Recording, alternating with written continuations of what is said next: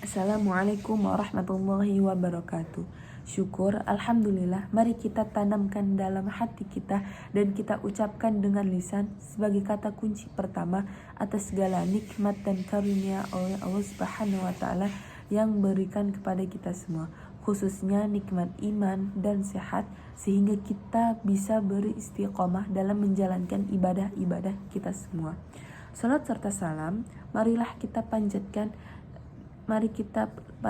dan junjungkan kepada Nabi kita, Nabi Muhammad SAW, yang telah sukses menjalankan visi misi dakwahnya dalam menyebarkan ajaran Islam yang penuh kedamaian dan kasih sayang dalam bingkai rahmatan lil alamin, beserta para sahabatnya, keluarganya, dan semua pengikut yang senantiasa berusaha untuk mengikuti seluruh jejak langkahnya.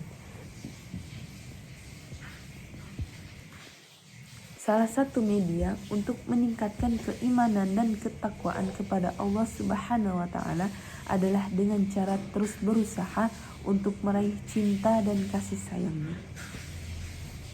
Caranya adalah beristiqomah melakukan semua yang diperintahkan, baik perintah wajib maupun sunnah. Adapun perintah wajib seperti sholat, zakat, puasa, dan lain-lainnya. Ataupun yang sunnah seperti berkurban pada hari raya Idul Adha. Dengan cara itulah maka Allah akan cinta kepada kita semua. Hal ini sebagaimana disebutkan oleh Nabi dalam salah satu hadisnya, yaitu tidaklah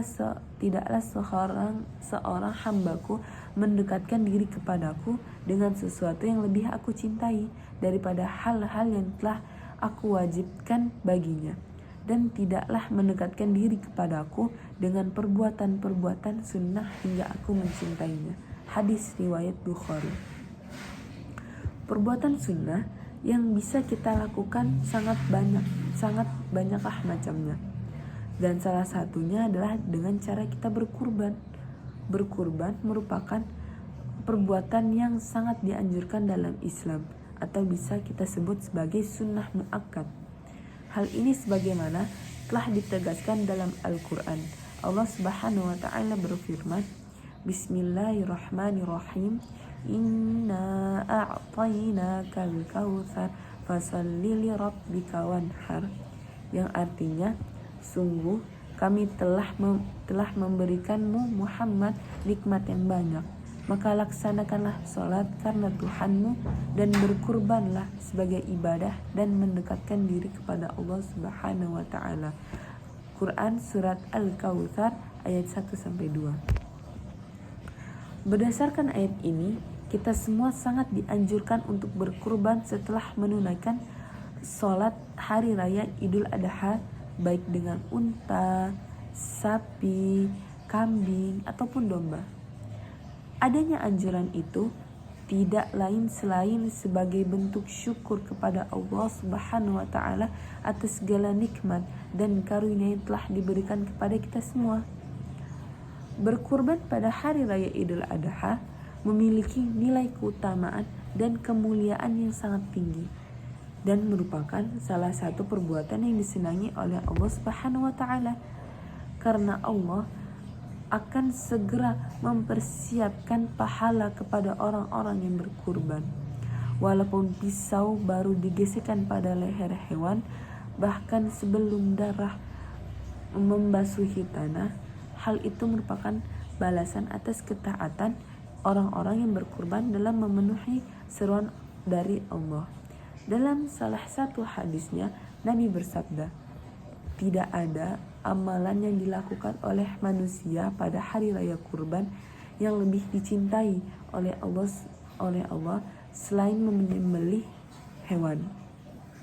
Sesungguhnya hewan itu pada hari kiamat akan datang beserta tanduk-tanduknya, beserta bulu-bulunya, dan beserta kuku-kukunya. Dan sungguh sebelum darah kurban itu mengalir ke tanah, pahala telah diterima di sisi Allah Subhanahu wa taala.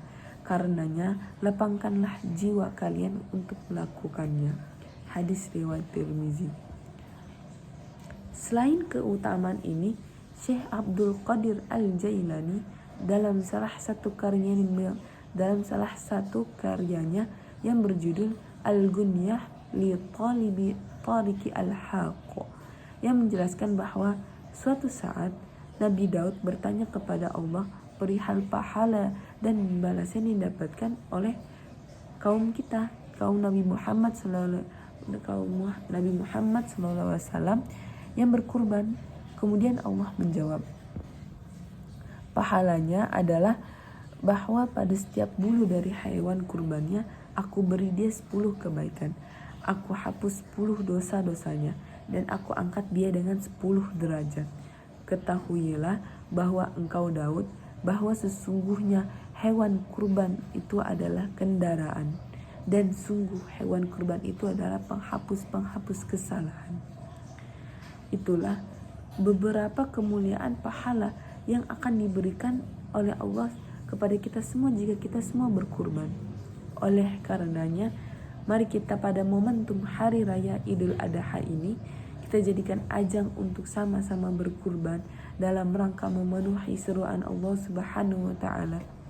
Selain karena kemuliaan dan pahala yang sangat banyak, juga agar kita tidak menyia-nyiakan kesempatan ini, karena anjuran ini hanya 1 kali dalam tahunnya, yaitu setelah sholat Idul Adha 10 Dzulhijjah hingga terbenamnya matahari pada 13 Dzulhijjah.